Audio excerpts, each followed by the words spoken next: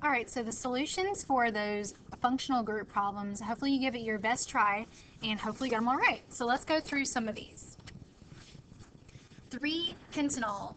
Pent is 5, so we know there's going to be 5 carbons. The OL ending tells you it's an alcohol, so you got an OH someplace. Well, that's what the 3 is telling you. It's telling you that it's at the 3rd carbon. So you've got 5 carbons, and at the 3rd one, you've got an OH functional group. The rest of these also have their carbons because everybody likes to have 4 things surrounding them. All the carbons do.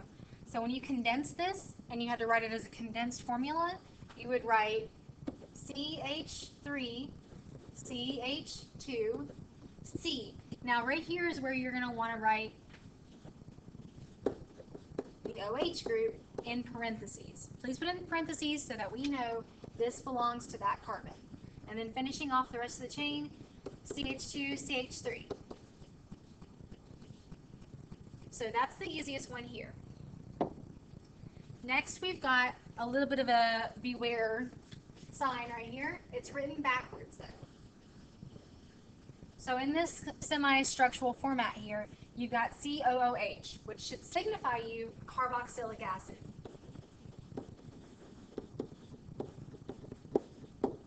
So that's our C, the double bonded O, and an OH at the end.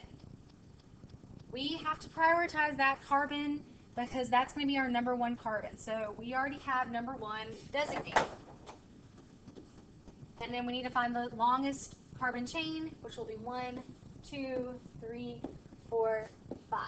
So we have a pent something.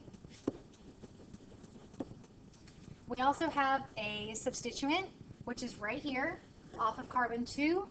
And there's 2 carbons there. It's just a normal old substituent, which is the ethyl group. So we've got F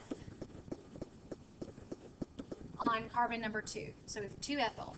And then knowing that we've got this carboxylic acid, we have to add oic acid to the end of our pent.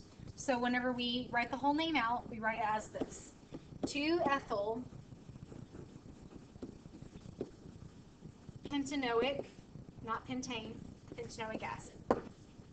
So whenever you see COOH, even if it's written backwards, beware. That is a carboxylic acid. 3rd example, we also have the double bonded O, but it is within.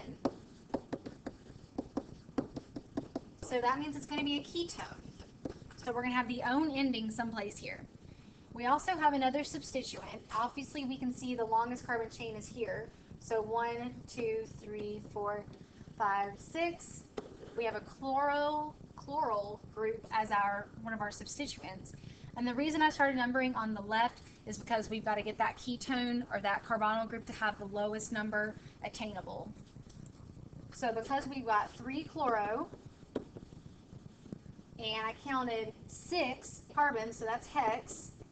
So we would normally put hexane, but we have hexanone here. So we've got 3 chloro.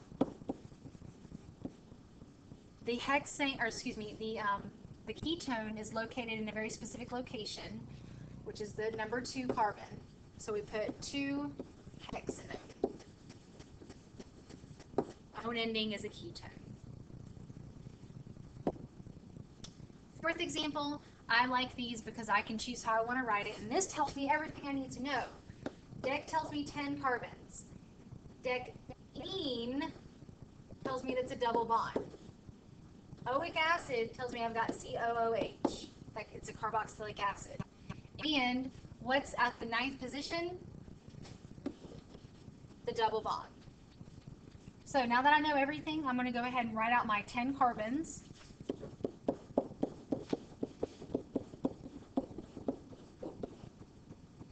And starting over here, my number 1 to 10. And on my number 1 carbon, I have to have my functional group. So remember when you're naming carboxylic acids, you're not going to have to actually tell me the carboxylic acid or that C is that carbon number 1 because it is assumed it will be, which is right here. So that's our COOH, that carboxylic acid. Continuing from there, we have have our double bond at 1, 2, 3. We're right after the 9th carbon. And then we're done. Really, we just have to put our hydrogens in here.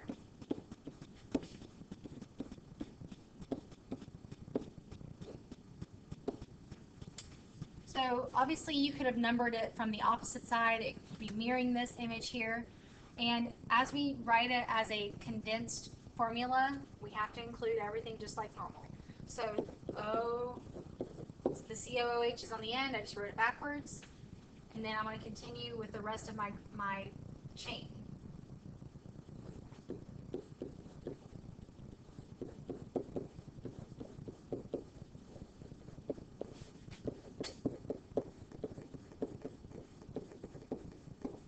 Let's make sure here. 1, 2, 3, 4, 5, 6, 7, 8. 9 is double bonded.